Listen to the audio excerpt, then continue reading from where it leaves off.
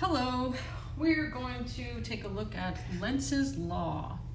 Lenz was a person who also worked along with, well, I don't know he worked along with, but at the same time was looking at things with Faraday and making electricity.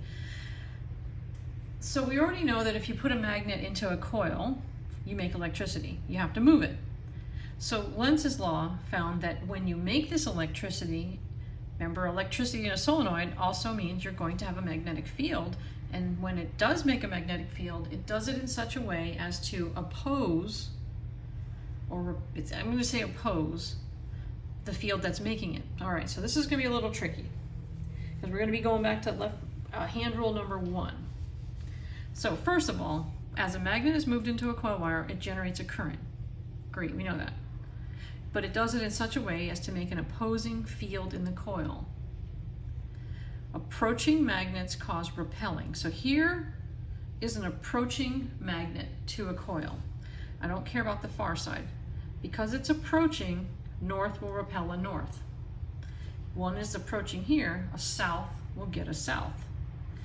If it's a going away magnet, in other words, you're pulling it out. You can remember that one where we went in and out, you're making electricity. So going away, a south going away would actually cause an attraction. A north going away will actually cause a south. So what happens when these move in? These actually kind of repel each other, making it harder. These actually attract each other, kind of pulling towards each other, making it hard to pull away. So this one makes it harder to go in, this one actually makes it harder to go out. So what we were going to use is we're going to use this to show how you find the current flow. So this is a little bit of rule 1, but going backwards just a little bit. So here is, we're going to use this coil first. We'll do this one. I'm going to say that I have a magnet going out. So I'm going to put a magnet. I'm going to show it going out. That's just the motion of the magnet. And I'm going to have a south end here and a north end here. Well, as soon as you know it's going away causes an attracting. So that means, now we're going to be like doing the solenoid backwards. That means I'm going to get a north pole here and a south pole here. So now remember, go back to remember it's not a real magnet, it's an electromagnet. And when we drew those arrows, the tip of the arrow, again, I'm not pointing to the south, goes on the north. It's not pointing to the north, it is the north. Now, to work backwards, everything here goes left. So each of these little circles represents the wire. Next to each one of them, towards the middle, make arrows that point the same as that one. And then make them circles, make them circles, make them circles. Remember how many I said you had to have? 4. Okay, down.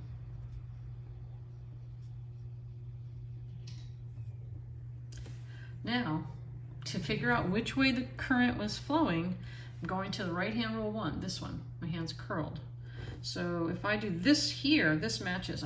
My hands are going like this. My thumb is up. Do you remember what that is? That is a dot.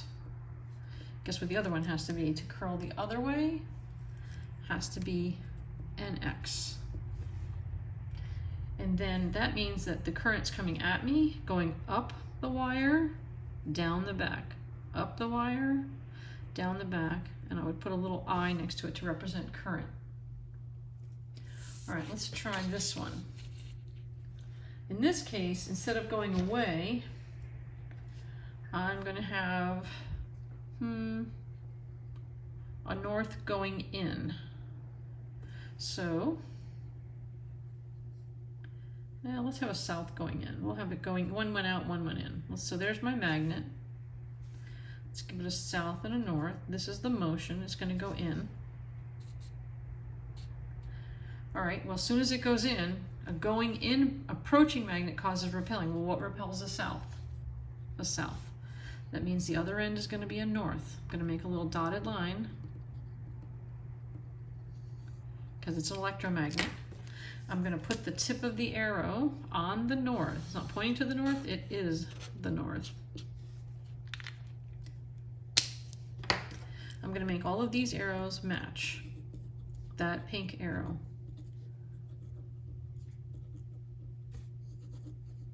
And then circle, circle, circle.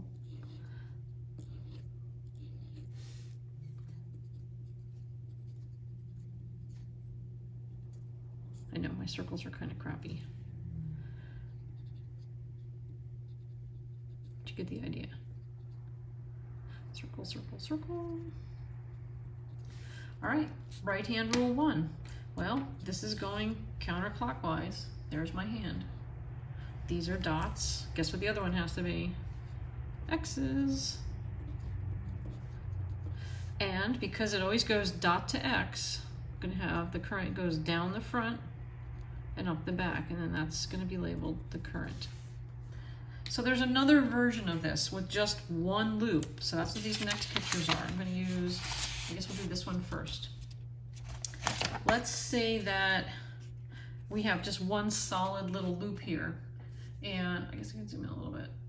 We're going to have a magnet come in on this side. From the other side. Let's say a north is going in. So as soon as you see that it's an approaching magnet, that means right around here, there's going to be like a dotted line of a magnet. This side's going to be a north. This side's going to be a south. And use my little, oops, I'll fix that. Okay, so this is a little weird because you have to kind of draw through the magnet. Okay, so my arrow points, it's on the north. These point this way. Make a circle, make a circle. All right, this one's going counterclockwise. My thumb is up. That must be a dot. That means this has to be an X. So it goes from dot to X. So this is where I would ask you to use the letters that tell me how the current flows. Well, we'll start the dot. It's going to go down the front, up the back. So that means it's going to go A, B, D, C. That's a different way for me to ask you about the current using this kind of picture. Let's use this one, and let's have the north going out. So I'm going to have a magnet here. Let's use north and south, and this is my direction. I'm moving it out of the loop. So I'm going to make a little dotted magnet. Well, a going away magnet causes an attraction. So that means this is south because north will attract south, and this becomes the north. So that means my arrow is going to point to the left. So that means left, left. Make a circle, make a circle.